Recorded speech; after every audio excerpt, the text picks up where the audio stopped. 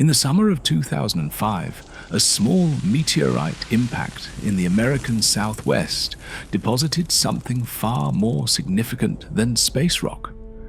Embedded within was a biotechnological artifact containing genetic samples from 10 extraterrestrial species, organisms that have since become subjects of the most classified xenobiological research program in human history. Before we begin this expedition into truly alien biology, if you value these deep investigations into speculative science, a quick subscribe takes just a second but helps keep these documentaries coming. Your support makes all the difference. Tonight, we examine what we've learned. Our first specimen originates from a dying star system, Pyros, a world of endless magma seas. The Pyronite exists in a state that defies our traditional definitions of life. Its body maintains a core temperature exceeding 5,000 degrees Celsius, sustained by an internal fusion process we're only beginning to understand. The creature's epidermis is composed of a crystalline silicate matrix, essentially living glass, that contains the plasma-like fluids within. When threatened, specialized thermal vents across its body release concentrated jets of superheated gas, effectively weaponizing its own metabolic heat. What's remarkable is the efficiency.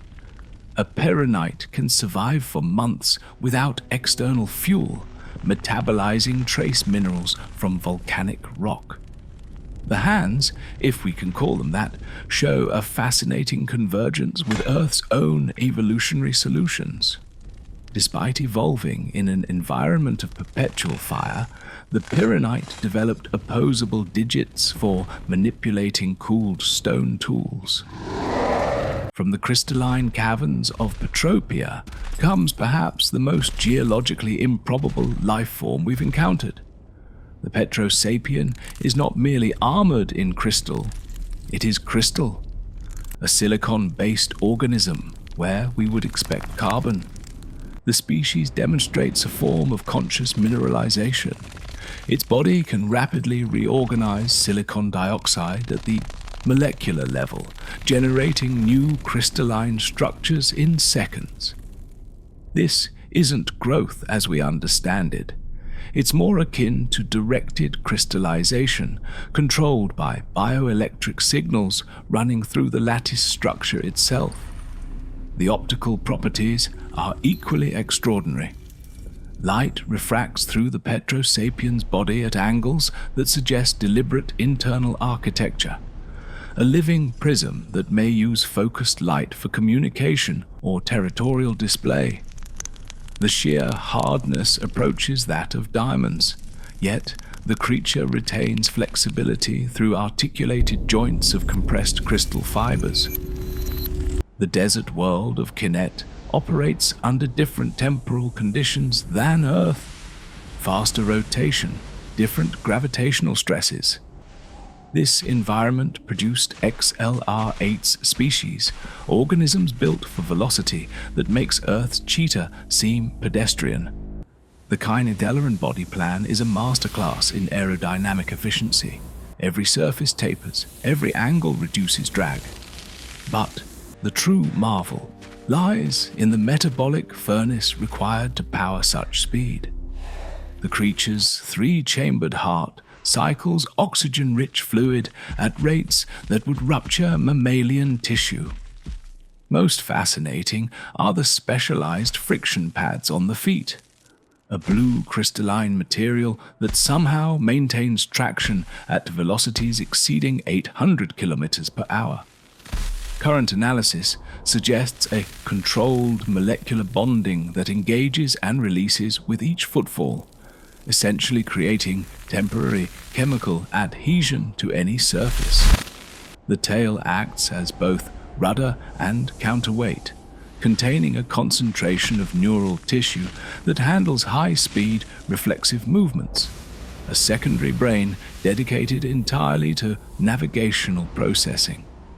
Koros is a high-gravity world, and the Tetramand shows every adaptation necessary for such an environment. Standing 3 meters tall with 4 arms of pure muscle, this species represents brute evolutionary engineering. The skeletal structure employs bones 3 times denser than human equivalent, reinforced with a metallic compound similar to Earth's iron, but arranged in a honeycomb matrix for flexibility under stress. The musculature attaches at multiple points, creating redundant load-bearing systems. But the 4 arms aren't merely doubled anatomy. Each pair serves distinct functions. The upper arms show greater range of motion for reaching and manipulation, while the lower arms possess attachment points for maximum leverage and load-bearing. The species likely evolved from an arboreal ancestor in Koros's dense, high-gravity forests, where multiple climbing limbs meant survival. If the Tetramand represents physical extremity, the Galvan embodies cognitive specialization taken to its logical conclusion. Native to Galvan Prime, these 15-centimeter organisms possess brains that represent nearly 40% of their total body mass. The neural density exceeds anything in Earth's animal kingdom by several orders of magnitude, where humans have roughly 86 billion neurons. Preliminary scans suggest the Galvan brain contains nearly 500 billion, packed into a space the size of an orange. This cognitive capacity came at evolutionary costs. The Galvan body is fragile, nearly helpless in physical confrontation. But in their native ecosystem, a world where intelligence became the primary survival trait, physical prowess became vestigial. They outthought every predator, out-engineered every environmental challenge. The species demonstrates problem-solving abilities that blur the line between instinct and conscious reasoning, suggesting that their evolutionary path diverged from Earth's cognitive development in fundamental ways. The swamp world of Lepidopterran produced an arthropod lineage that retained insectoid characteristics while scaling up to nearly 2 meters. Stinkfly species represents convergent evolution with Earth's own insects, but taken to extremes, our planet's oxygen levels could never support. The 4 eyes provide nearly 360-degree vision, each processing different light spectra. The wings, translucent and veined, beat at frequencies that create harmonic resonances, possibly for communication. But most distinctive are the compound glands beneath the eye stalks, producing a defensive secretion so chemically complex it can incapacitate organisms across multiple biological kingdoms. 10 species, 10 worlds, each a testament to life's endless capacity for adaptation, for solving the same fundamental problem, survival, through radically different solutions. The Omnitrix samples represent not just alien biology, but a mirror showing us how contingent our own evolutionary path truly was.